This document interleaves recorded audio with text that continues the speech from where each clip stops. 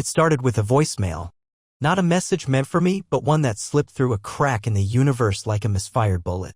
It was 3:12 a.m. and I was half asleep, fumbling for my phone after it buzzed once, then went silent. No number I recognized. The message was short. 11 seconds. Breathing.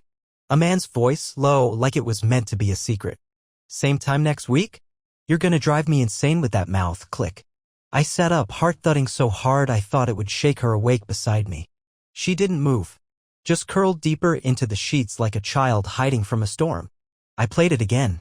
11 seconds. That same raw, whispered energy. Not anger. Not tension. Hunger. And her name. At the end. My wife's name wrapped in that stranger's breath like something he owned. I didn't throw the phone. I didn't scream or wake her up. I just sat there watching the shadows of the ceiling crawl around while she slept like nothing had happened. Like she wasn't already split in half in my mind before and after. I didn't go to work that morning. I drove her car instead. I took her keys, backed out before sunrise, and headed straight to the address she thought she was hiding. Yoga class, she said. The kind of yoga that requires cash payments and no Instagram check-ins, I guess. It wasn't yoga. It was a red brick duplex out past the edge of the city, half covered in ivy with a basketball hoop nailed above the garage. A man stepped out around 7:15, shirtless, with that careless kind of confidence that belongs to someone who already knows he's winning. He lit a cigarette, stretched, and leaned against the porch like he was expecting a delivery. And 5 minutes later, she arrived. Not in leggings. Not in gym shoes. In that forest green dress I told her made her look like she walked out of a movie. Her hair was pinned up, makeup done in that way she never did for me anymore, not even on anniversaries. She walked up the steps. He opened the door. She kissed him first. I didn't blink. Not once. Just watched it like it was a scene in a movie where the plot twisted and made your gut clench. Only this wasn't fiction. This wasn't suspense. This was real, and it was rotting right in front of me. I didn't get out of the car. I waited. 42 minutes. She came back out smiling. That smile I used to believe in. I followed her home, just far enough behind. She never saw me. That night I said nothing. I kissed her on the cheek when she walked past me. Still smelling faintly of cologne that wasn't mine. She said she was tired. I asked how yoga was. She said it was intense.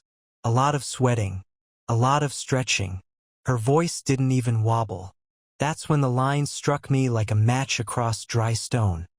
She betrayed me with a ghost from the past. I dropped the truth. Now he wants war? I trained for this. I started digging. I didn't confront her yet. I didn't scream. I sharpened. Quietly. Methodically. Because the man she met that night, he wasn't new. He wasn't just a random thrill. No. He was a name from a chapter she told me she'd burned. Someone she swore she hated.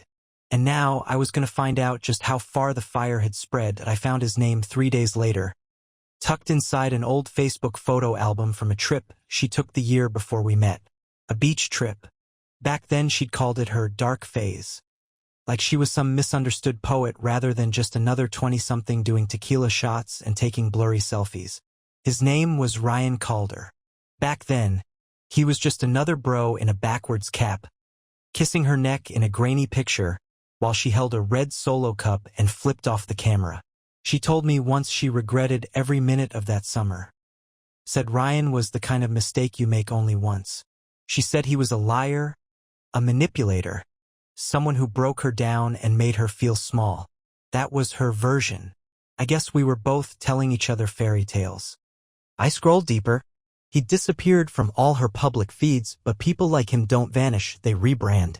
Turns out Ryan Calder became some kind of self-proclaimed life coach now. Owns a podcast, writes cringe captions about energy alignment and healing through touch. His posts were a snake pit of shirtless mirror selfies, quotes about masculine purpose, and women with emojis in their bios calling him so wise and a gift from the universe. Megan used to mock guys like that. But now she was letting one put his hands all over her. The real kicker? I found her comment on one of his posts from just a few weeks ago. She didn't use her real account, no, she made a second one. A secret one. No profile picture, no followers. Just one line under his video where he talked about reclaiming intimacy.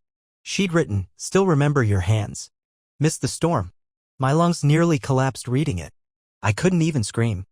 There's a sound you make when your soul tries to crawl out of your chest. It's not a cry, not a shout.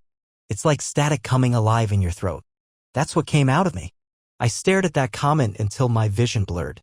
I wanted to smash the screen. I wanted to laugh. I wanted to believe maybe someone hacked her account, maybe it was a coincidence, maybe it wasn't real. But deep down, I already knew. She hadn't just slipped. This wasn't a fling or a bad decision. This was a decision she planned. I started collecting everything. Screenshots, timestamps, GPS logs from her phone backup she didn't know I had access to. I built the timeline like a detective solving a murder, only the body was our marriage. The affair had started months ago. And each lie she told me, each soft smile, each "just tired, babe," each fake apology for being late was another shovel of dirt on the coffin. The last piece fell into place when I checked the guest list for her friend's girls' only spa weekend last month. Ryan had tagged himself at a winery 2 hours away, on the exact same weekend at the exact same location. She hadn't even tried to hide it. She trusted me that much. Trusted I'd never question her. Trusted that the man who had always forgiven everything would forgive this too. That night I didn't sleep. I sat at the kitchen table in the dark with her phone in front of me, unlocked.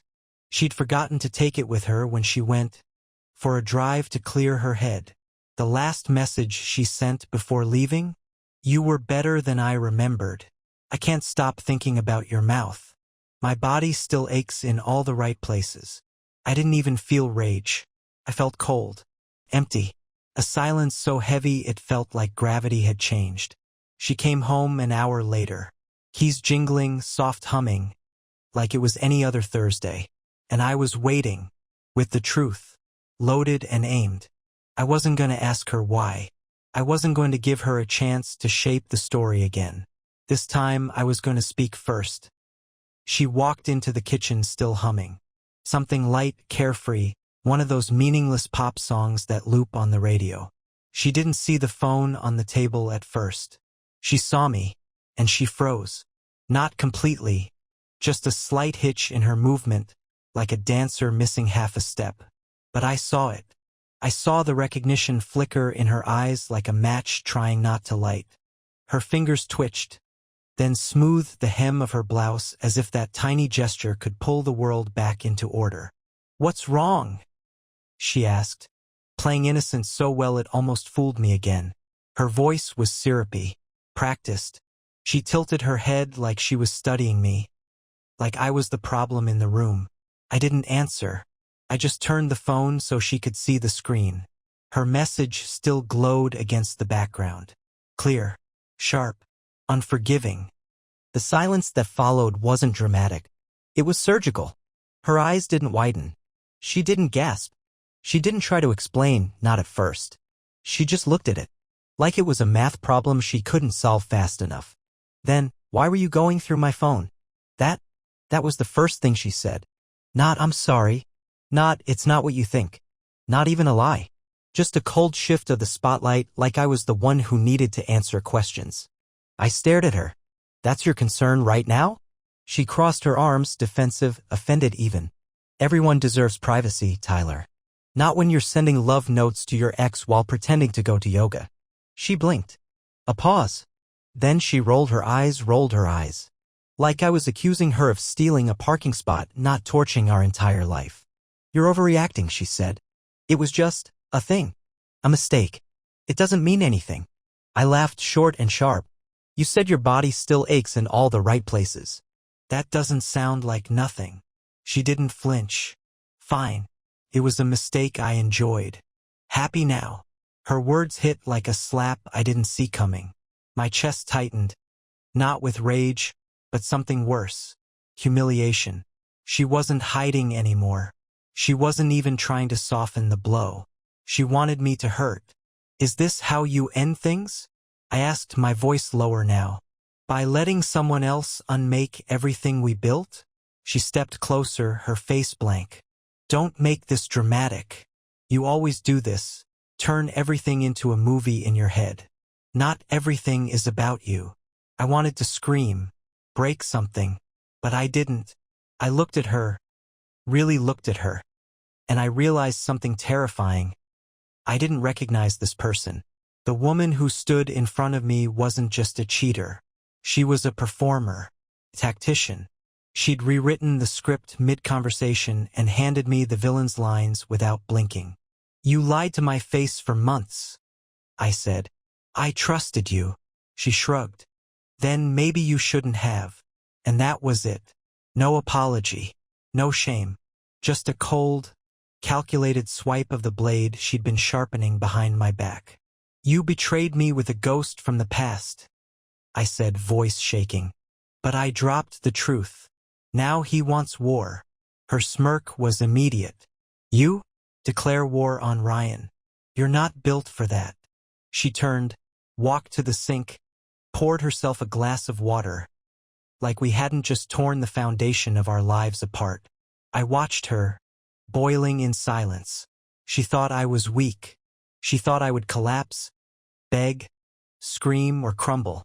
She didn't know I had already started to train for this, and she had just given me the reason to finish. The next morning, she was gone before the sun was up.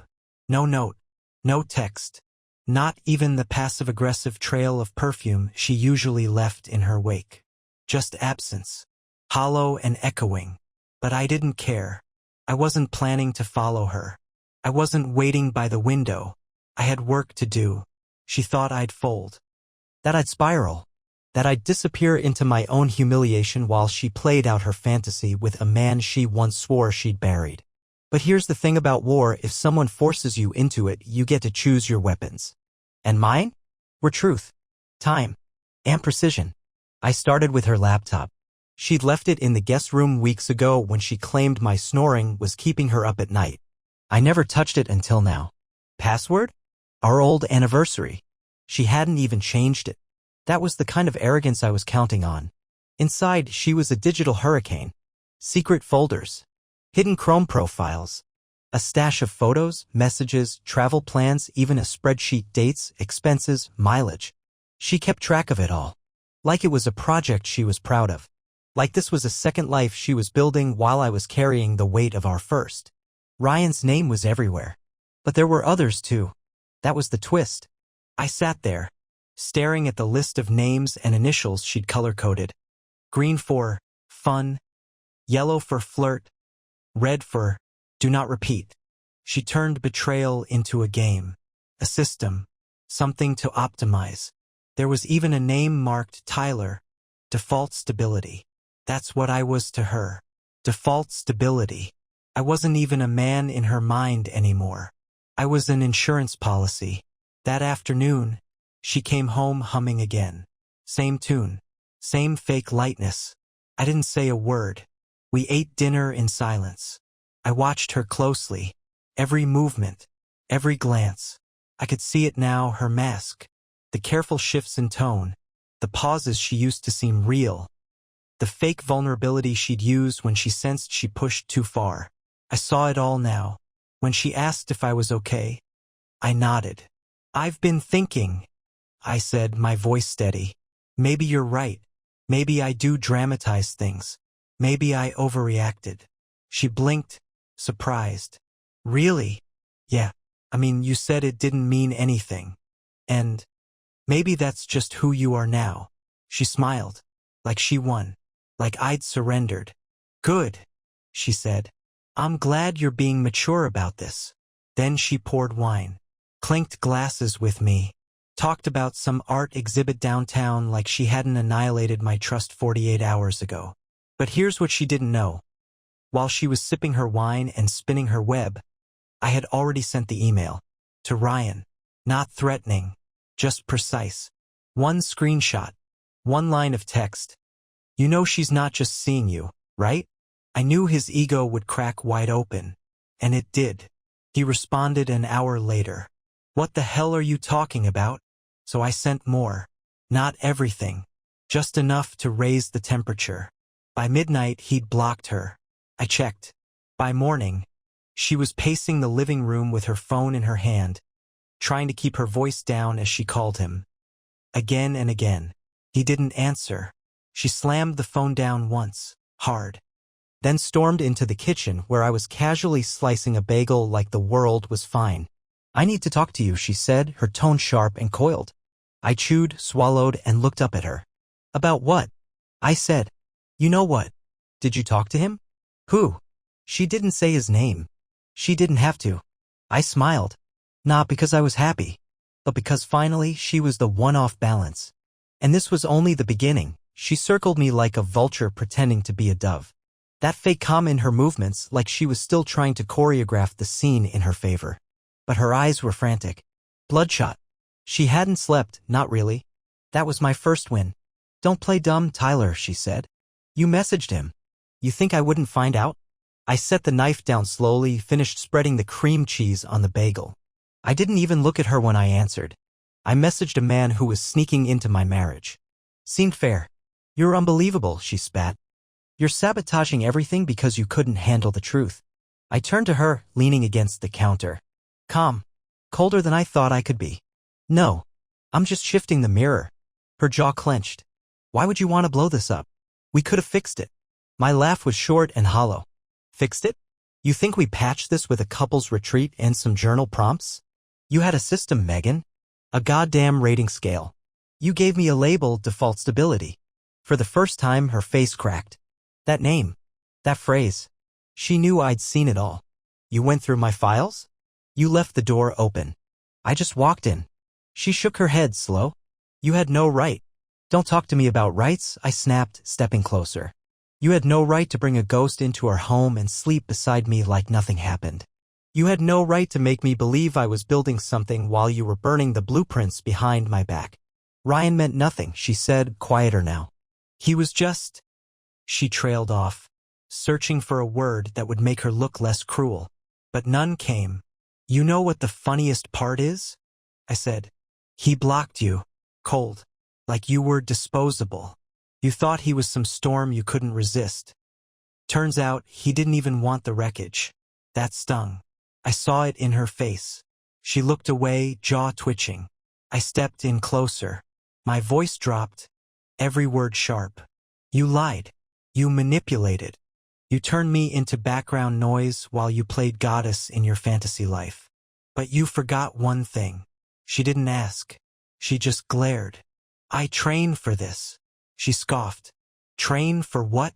What are you even doing, Tyler? You're not built for revenge." I smiled again, slow, deliberate. "No, I'm not. I'm built for justice. And it's already started." Her voice rose. "You think you can just ruin my life?" "You ruined it," I said. "I'm just airing the footage." Then I dropped the last card of the day, just loud enough to land in her gut. "I sent the files to your sister." She froze. Her sister.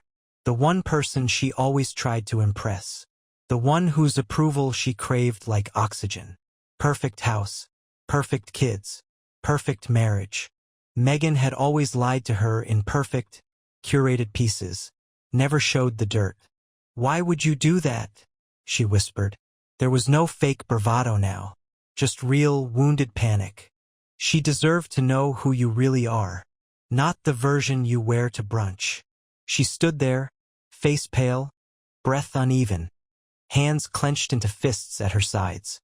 Not because she felt guilty, but because the curtain had been pulled back. And for once, everyone could see the mess behind it. She turned and stormed out, slamming the door so hard it rattled the glass. And I just stood there, finally able to breathe. Not because it was over, because it had finally begun. The next few days felt like standing in the eye of a hurricane, watching everything that used to be my life twist and shred in slow motion. The silence in the house wasn't peaceful, it was surgical. Clean. Precise. Like the aftermath of a crime scene before the chalk outlines fade. She didn't come home the first night. Or the second. I didn't ask where she went. I didn't need to. Her sister called me on the third. "Tyler," Amanda said, voice tight, barely holding it together. "Please tell me this isn't real." I didn't speak at first. Just let the silence answer for me. "I mean, the files, the texts, that spreadsheet? Was she seriously tracking people like they were gym appointments?" "Yes." I didn't believe it at first. I thought maybe you two were just fighting.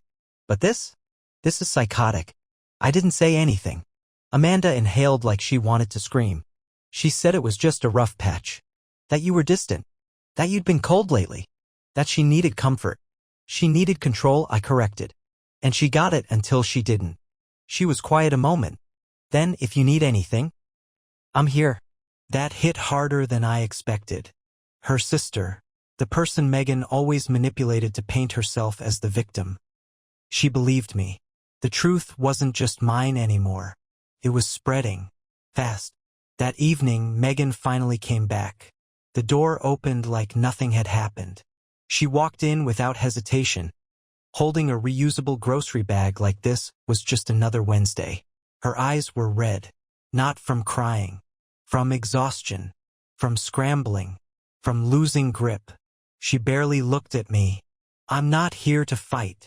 Good, I said, because there's nothing left to win. She placed the bag on the counter, pulled out oat milk and some overpriced granola, like we were rebooting the week. Where were you?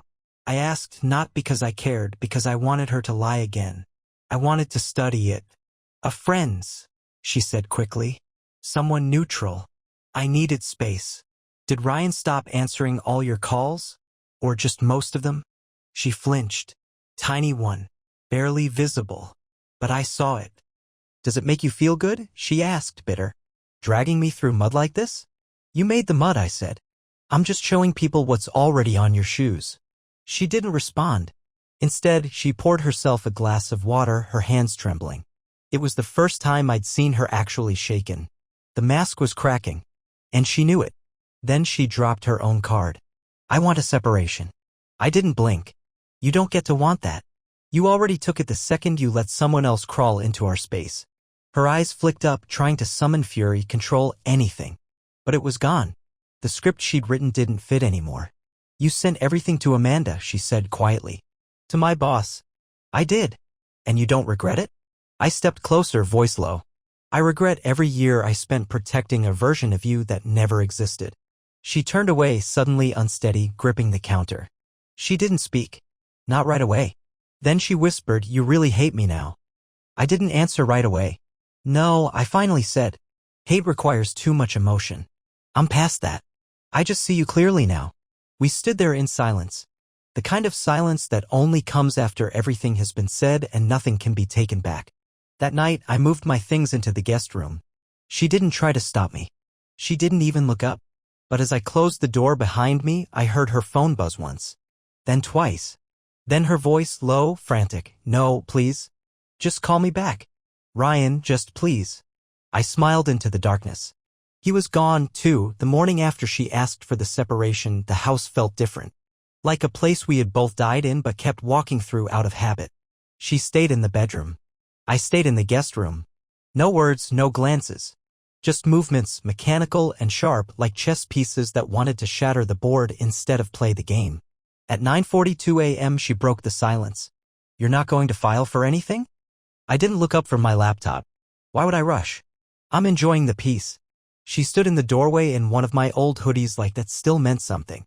Like wearing the skin of the past would soften the present. But it didn't. It only made her look like a stranger trying on memories that didn't belong to her anymore. You know I've lost everything now, right? She said. My sister won't talk to me. My boss put me on leave. Ryan's ghosting me. You ruined me. I looked at her. No anger, no cruelty. Just truth. No. You ruined yourself. I just let the light in. Her voice cracked. You think you're the hero in this story. No. I just finally stopped playing the fool. She stormed off, muttering something I didn't catch. I let her go. I had other plans that morning. I was headed to meet someone. Not a woman. Not a lawyer. Her father. The man she hadn't spoken to in almost 2 years. The one she always described as controlling, judgmental, cold. I used to believe her. I took her side in every story. But after seeing what she was capable of, how she could sculpt truth into lies and wear them like jewelry, I had questions. He met me at a diner just outside of town. His name was Walter. Tall, weathered, quiet in the way that people who've seen too much usually are. He didn't ask why I'd called. Just sipped his black coffee and waited. She's unraveling, I said. And I need to understand how deep this goes. He nodded slowly. It goes deeper than you think. And then he told me stories. About how she used to lie in high school, about friends, teachers, grades, boys. Not normal teenage stuff. Elaborate, calculated lies. Lies that got people fired. Suspended. Heartbroken. She doesn't like to be bored, he said. And she doesn't like being seen. Not really seen. He looked me in the eye. But she's smart. Smarter than most. And dangerous when cornered. I asked him why he cut contact. She did something I couldn't forgive, he said. Turned my wife, her mother, against me. Lied. Said I hit her. Never happened. But by the time I found out, the damage was done. Took me 3 years to clear my name. I sat back, sick sinking into my stomach. So I was just the next mark. He shook his head. No. You were the long game. The one she needed to believe in her so she could feel stable while she set fires elsewhere. I thanked him. He didn't smile.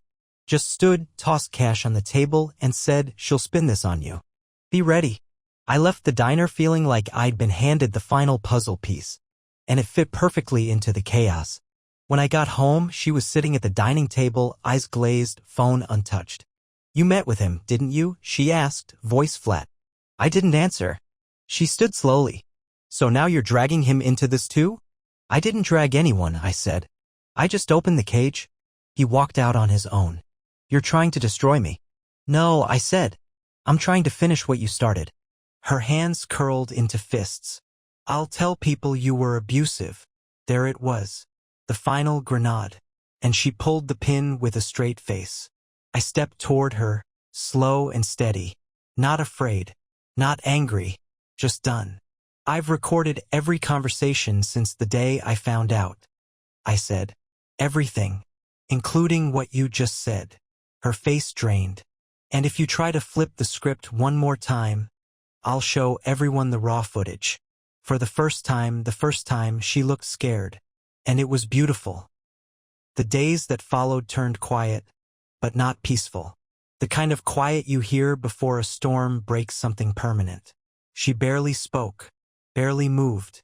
It was like her spirit had retreated somewhere behind her eyes, pacing, planning, panicking. I kept the house exactly as it was. No threats, no raised voice, just space. But silence has weight when you've built a kingdom on lies. And she felt every ounce of it pressing on her. By the 4th day, she cracked again. I came home from the gym and found her in the garage. Sitting in the car with the engine off, staring at the windshield like it was a screen playing every mistake she'd made on loop. She didn't move when I walked in. I never wanted this, she said without turning. I just wanted to feel alive again. You could have said that, I replied. People who love each other do that. They talk. She looked over at me, eyes hollow. You wouldn't have understood. That's your go-to, isn't it? Make yourself the misunderstood hero. The world's just too dull for someone like you. Her jaw tightened, but she didn't deny it. I thought Ryan could give me something I lost, she muttered. He gave you attention, I said. Not depth. Not love. You weren't looking for connection, you were chasing chaos. And when it turned on you, you blamed me. She looked down. For once, no argument. No script. Just silence. Like she finally realized the play was over and there would be no applause. Are you going to file? She asked after a pause. I already did. Served by the end of the week.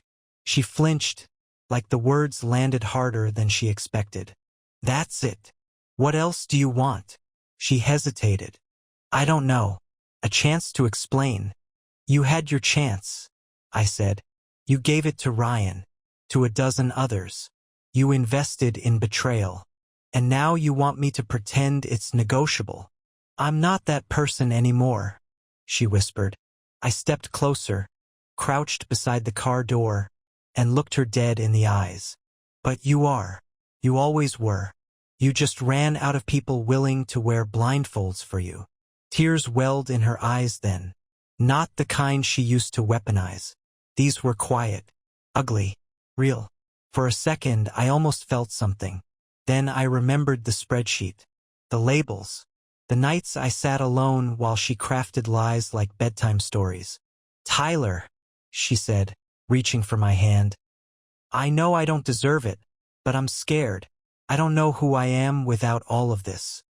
I pulled my hand away. Then maybe losing it is the first honest thing that's ever happened to you.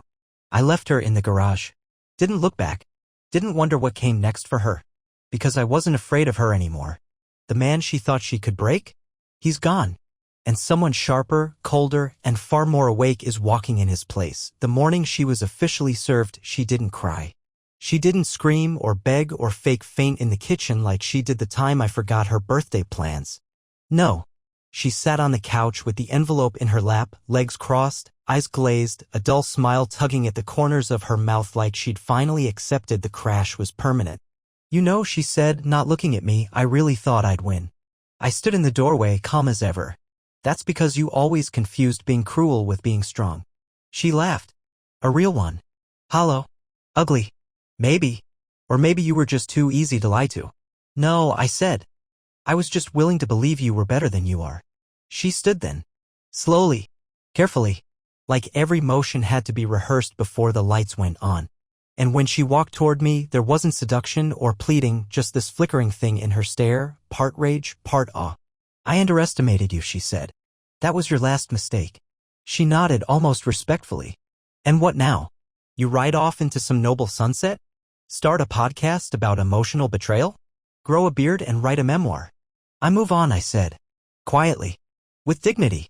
She tilted her head. You always did think dignity was a superpower. No, I replied. But survival is. She stepped closer, close enough to smell that same perfume she'd worn on the first day she lied about yoga. Ryan came back last night, she said suddenly. I didn't react. She waited. But I gave her nothing. He wanted to talk, she added. Said he'd made a mistake. Sounds like you two have a lot in common. Don't you want to know what I said? No, I said. Because it doesn't matter. She blinked, confused for a moment. Nothing you do from this point forward can fix what you did to me, I continued.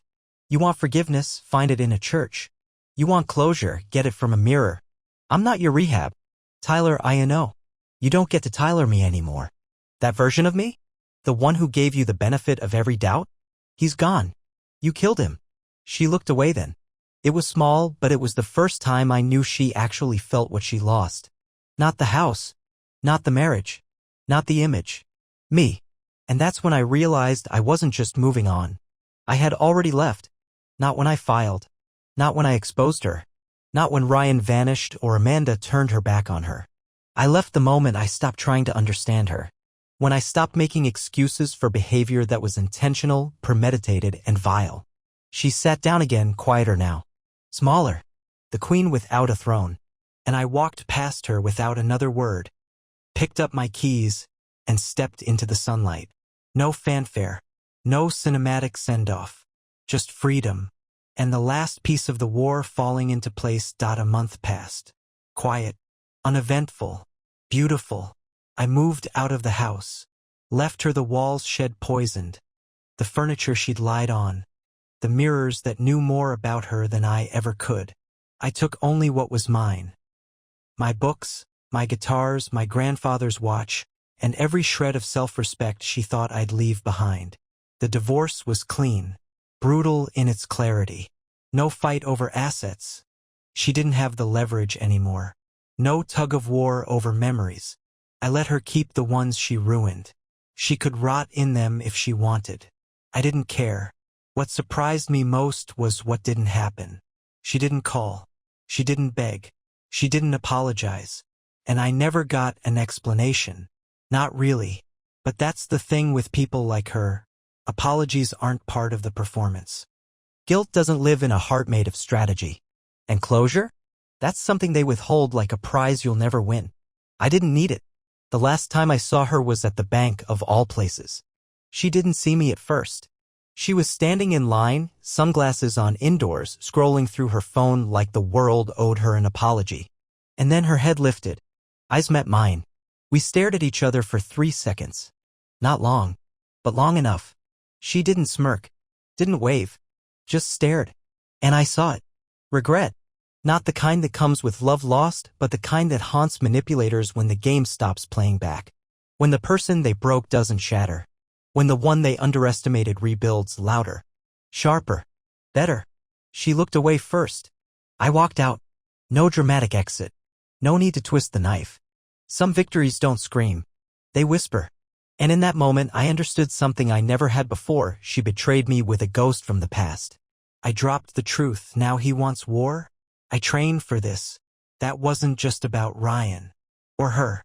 It was about me. I trained in silence. In shame. In heartbreak. I built armor out of every lie she told, and every night I stared at the ceiling wondering what I did wrong. I didn't need revenge. I just needed to survive her. And I did. So, to anyone reading this, anyone with that familiar pit in their stomach, that flicker of doubt about the person next to them, don't ignore it. Don't soften the blow just because you're scared to fall. Sometimes the fall is the beginning. And when you hit the ground, you'll realize you're stronger than what broke you.